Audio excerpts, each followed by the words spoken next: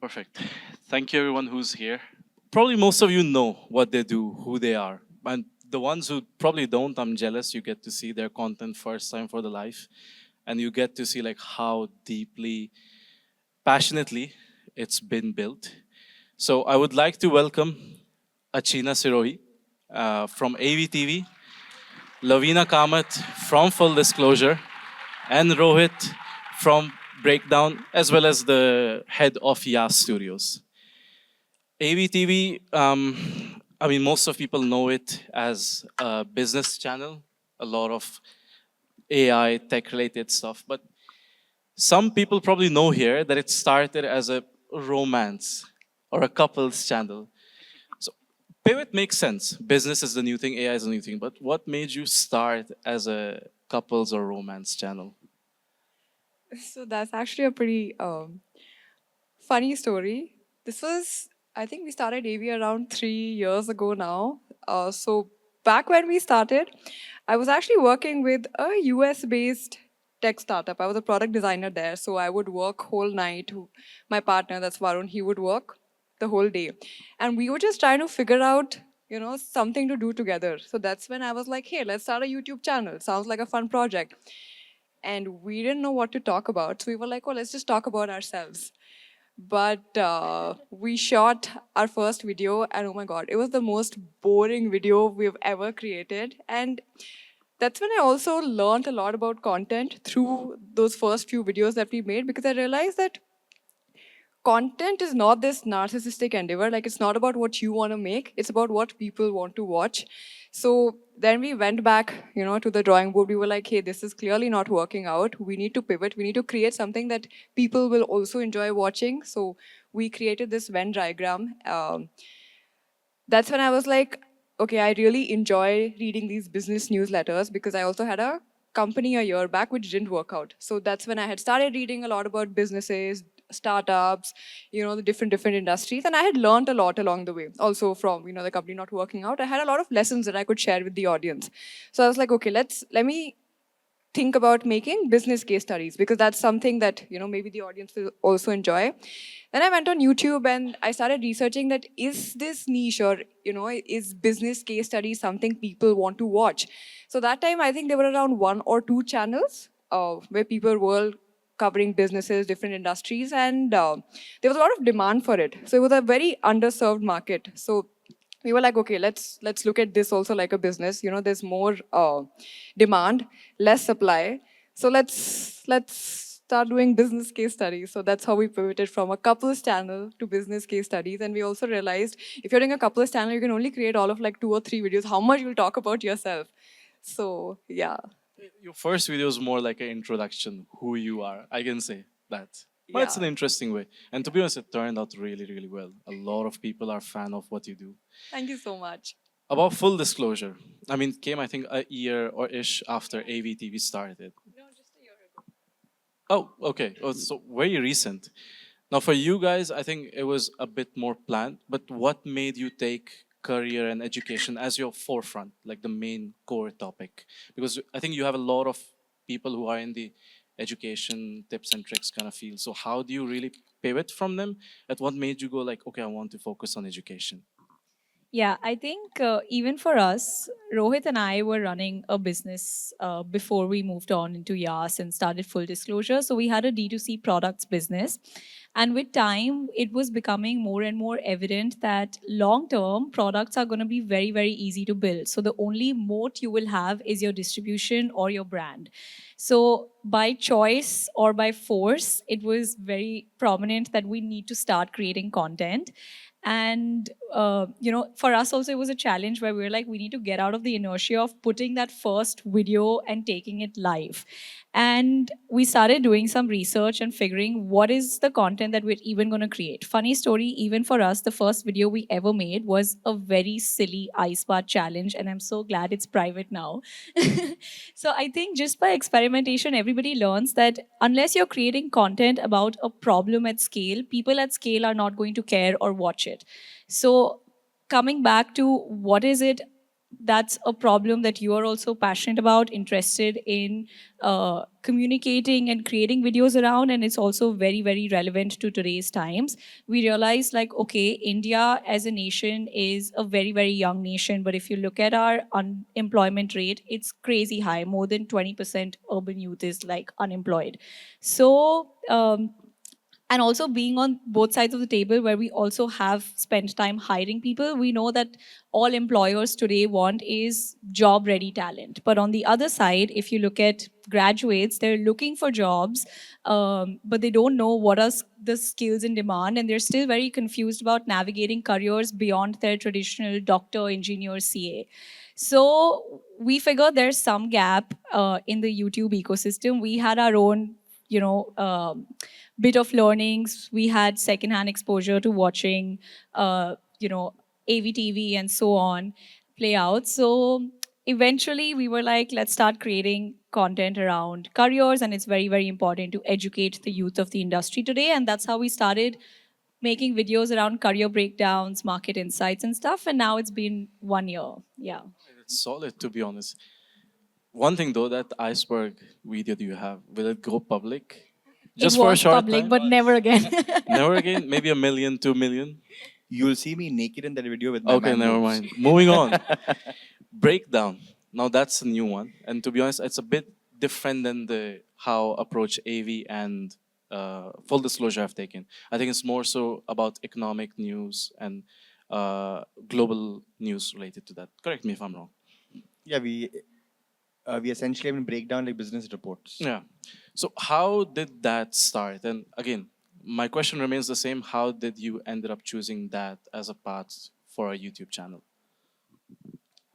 I think apart from like careers, most people are also confused with like what business to start. And I think like the only way to know what business like to really do is to truly understand the market. And if you don't understand the market, you will not know like the pain points of it, or you'll not know where these profit pools exist, right? So what we did was, there are like like a bunch of very boring reports which essentially come out every year by VC funds or by big like consulting firms, and nobody actually reads these reports because it's 200 it's like pages, it's small like 200 font. pages, small fonts, filled with jargon, filled with bullshit, right? All of that. But among all of that, there are sort of like gold nuggets, right? So we thought that essentially, I mean, taking in these reports, breaking them down into like a digestible format, which gives insights to people or gives clarity on what could be like the potential businesses of the future, or what could be like the areas in which you can sort of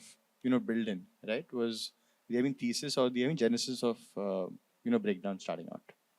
Interesting. So it's like really amalgamation of tech, what kind of business you could start, and what kind of careers you could take. You have different options that you could take.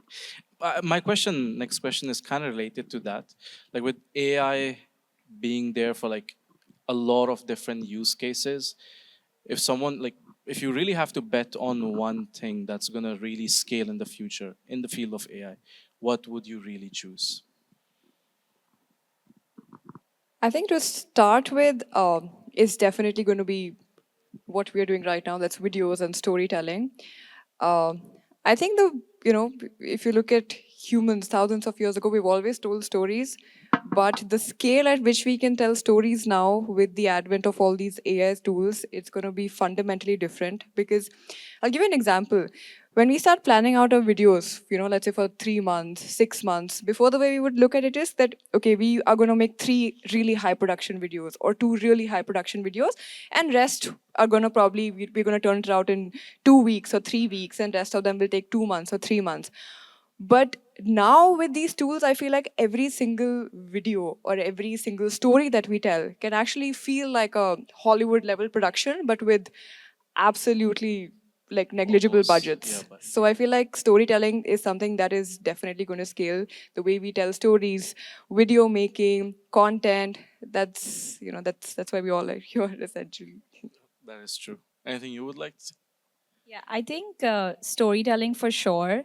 And on top of that, also the rise of autonomous AI agents. It's like you'll be able to have your own personal digital assistant that's not dumb, that's not stupid. You don't have to micromanage it. You give it an objective and it just figures out all the nitty gritties of how to go about executing everything from point A to point B without you getting involved. Like, right from if somebody has to do some research, make a presentation, email it to somebody, the agent can do all of that for you and collaborate with other tools. So I think Sam Altman, in fact, said that 2025 is the year where we'll start seeing a lot more AI agents in our workforce. So betting on that. That's true. Makes quite a bit of sense.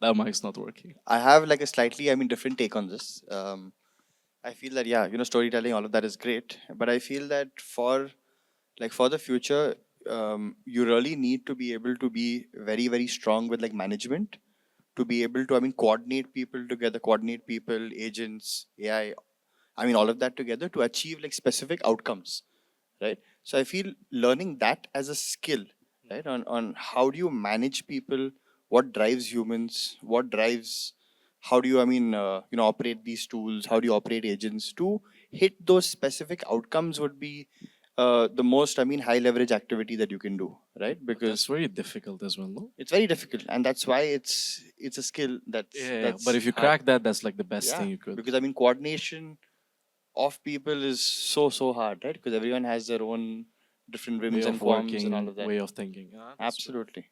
That's interesting. I want to come to what Lavina said. Like she was saying, like non-dumb AI agents. Now there's other side to it. Like how you said, AI agents are there. People are using AI for like minor stuff. So I know some people use AI to reply to emails, and then you have people having platonic relationships with AI chatbots. So where do you draw the line? Where does it come to the point where we are actually harming ourselves, the ability to think, the ability to do things right, the creative aspect? Where does it become like AI is not helpful but rather harmful to us?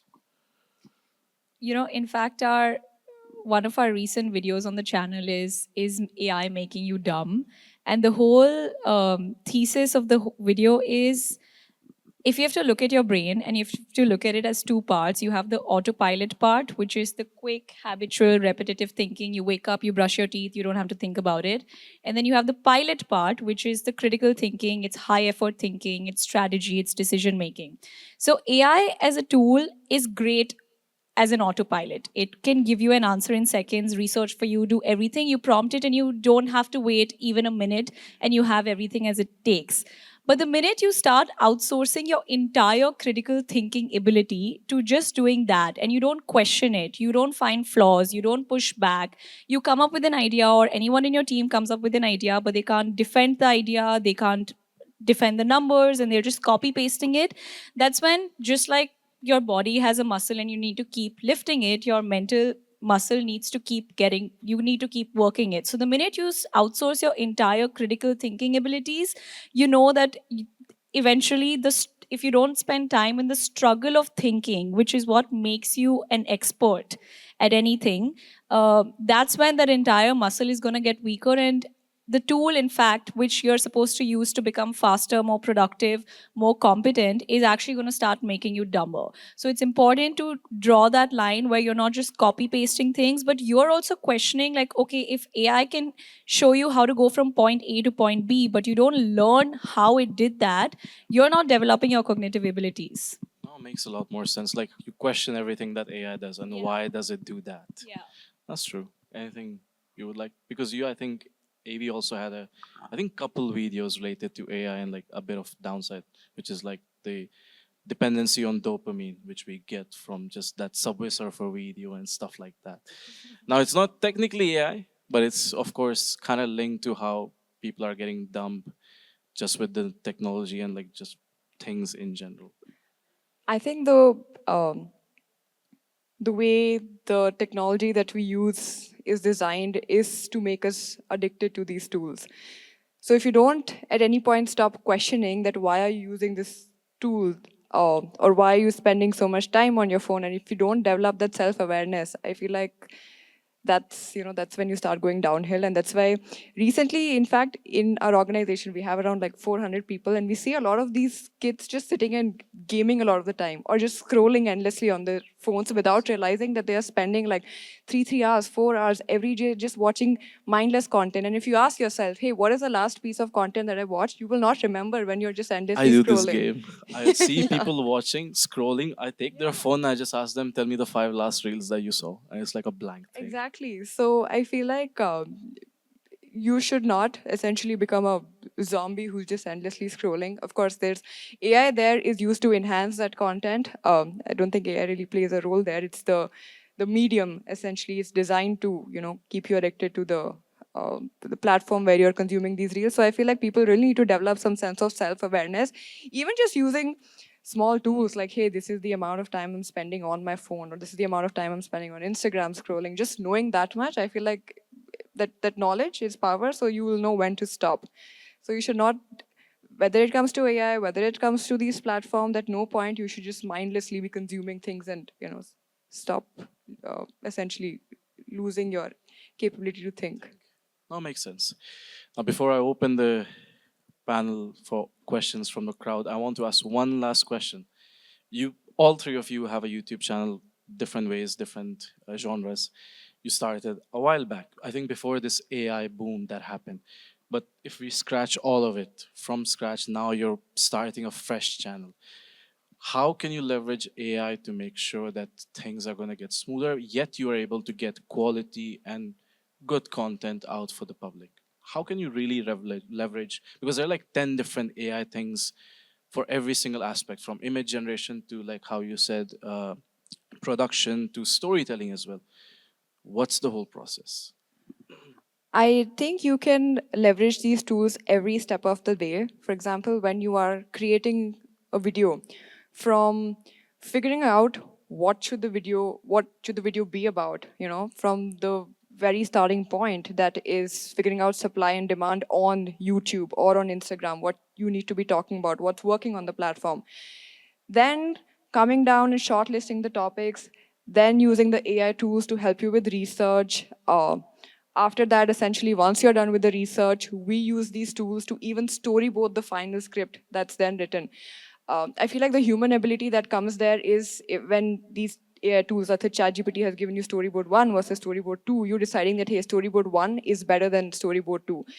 Then you can use the tools to even generate, whatever the tools are showing you during the storyboard, you can generate those images. And then, yeah, the final step of the way is editing. That's why you still require a lot of human effort and labor right now. But you can literally use these tools every step of the way. And what's going to matter at the end of the day, I feel like, is going to be your taste.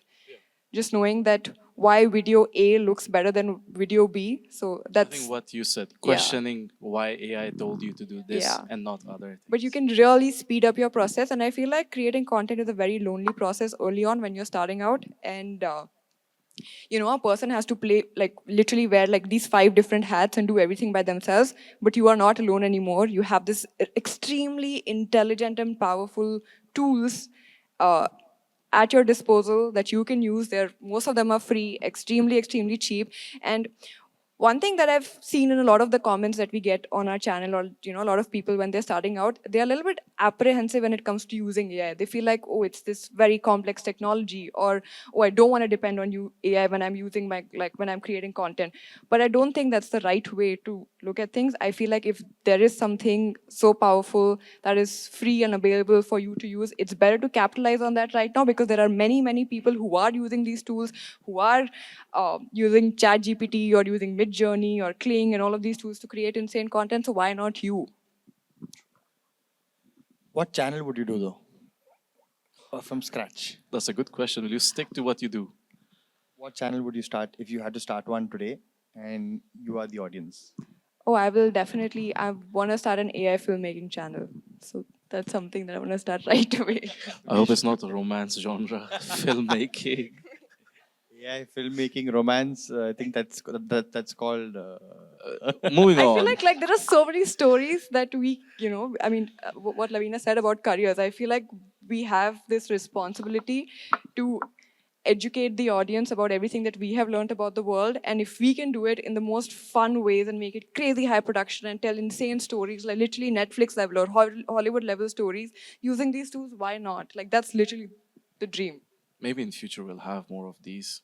I mean, Soon. looking at like how I said your recent video, it was like Netflix HBO documentary level. To be honest, and that Yeah, was we want not to keep just me. pushing the boundaries. That was like that's all the just way the in the beginning. We want to comments. keep making better and better videos, because I feel like when you there's something I was reading, I think few months back, that every time you make something look slightly better, or you make it a little more emotional, your dorsal frontier or something in your brain lights up, so you are able to remember that much better. So I feel like if we are able to tell stories which look and feel a certain way, are able to ignite some emotions in people, they'll probably be able to retain, what we are teaching them better. So What about you, Lavina?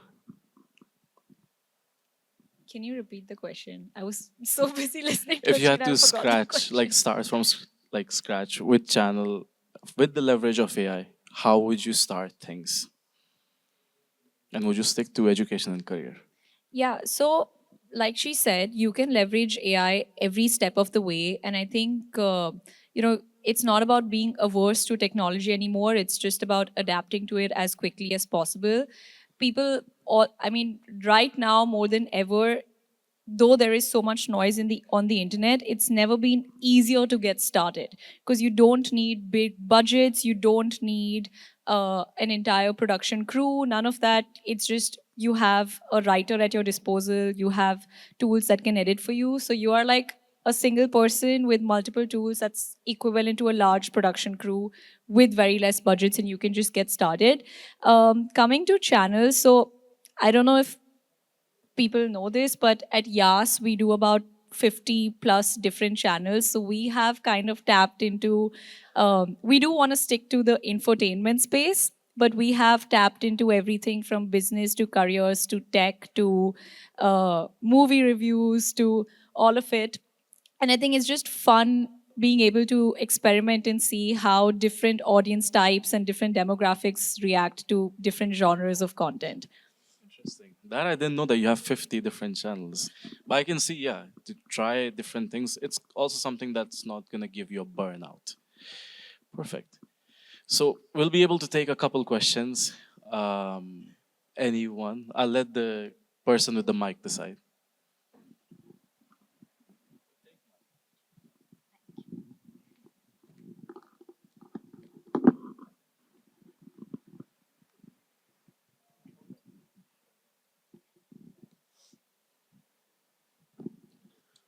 Greetings to the panel. So, basically, you guys have created so many channels, and all of them are like doing great. First of all, I know there isn't any get it quick formula, but there is some kind of recipe. Like YouTube as a service has more than 50 channels, so there is some kind of recipe that runs around all your channels. I want to know what is it, and like the question is for all three of you. I think step one is to get started and to put yourself out there and get that first video live, because you will, when you look back, you'll never be proud of your first video, but you will be proud that you at least published something.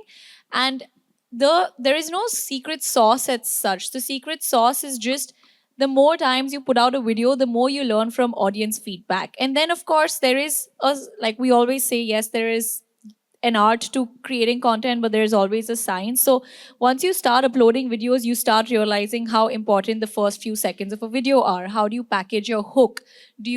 How do you show the visuals in the first few seconds? You start learning nuances of script writing that will keep the audience engaged throughout the script. You start looking at the metrics like, oh, how do you retain an audience? How do you ensure your watch time is longer? But all of that, honestly, only comes from experimentation and putting yourself out there. And because the first time you make a video and then the second time you make a video, you want to go back and be like, okay, here's what I did right, here's what I did wrong, here's how I can go from 10 people liking this video to 100 people liking this video. And that compounding effect really plays out. So the secret sauce is really to just get started, and trust me on this, because my sister ate my head for like more than a year to get me to start. So it took a while, but in the last 1 year, things have really changed because we just kept going. Even when I don't think many people would know this, but when we started, full disclosure, for like the first few months, we only got like 200 to 300 views. And the first time we got 500 views on a YouTube video, like we went crazy. So you just keep at it for long enough, and that's the secret sauce. By the way, how did you decide the niche that you were? So like I was telling Faisal, we first were just figuring out what is content that we want to create, but then eventually we realized if you want people to care about what you're creating, you need to be solving a problem that's larger than yourself, a problem that really addresses pain points of a lot of people. And of course there are several different problems. For us, something that really also resonated with us, since we've hired so many people, was that a lot of people today are confused about what are the jobs that are in demand, how rapidly the skills in demand are changing, and people just don't know because their pressure of the career that they want to pursue comes from their parents, and their parents are still living in the era of, hey, my son or should be an engineer or a doctor and stuff. So I think there was a big gap that was identified, and then we said, let's create content and do it long enough so that we can differentiate ourselves.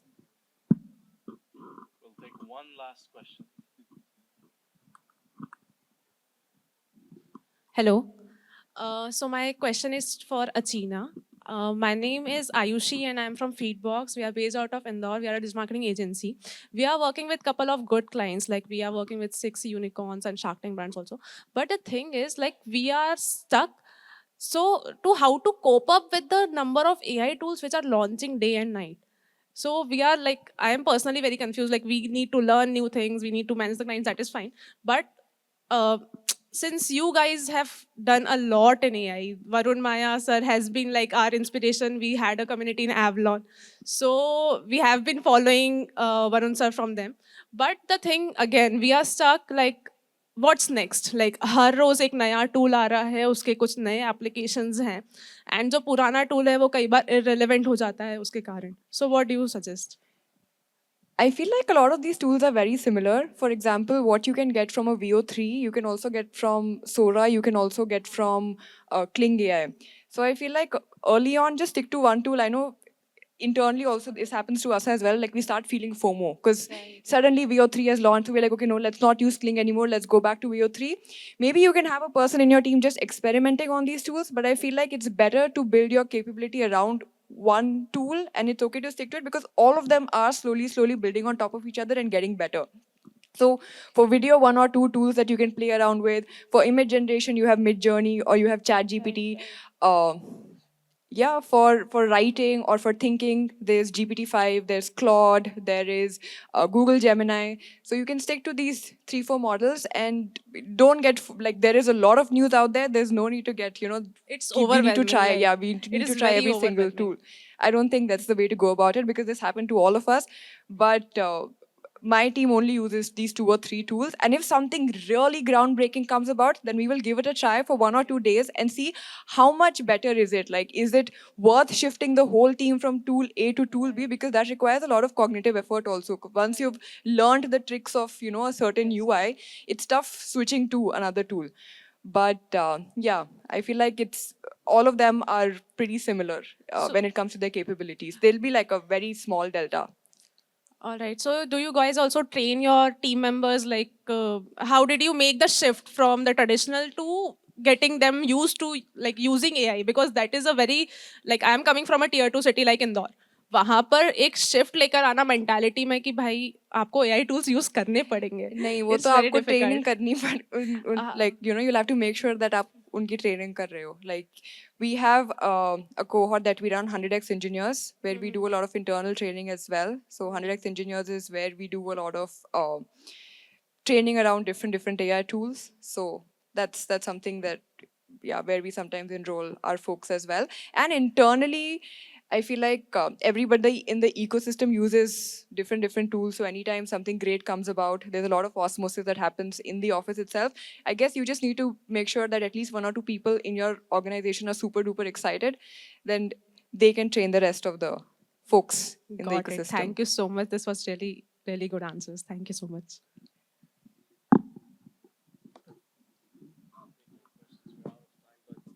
Sorry, guys, we are time constraints.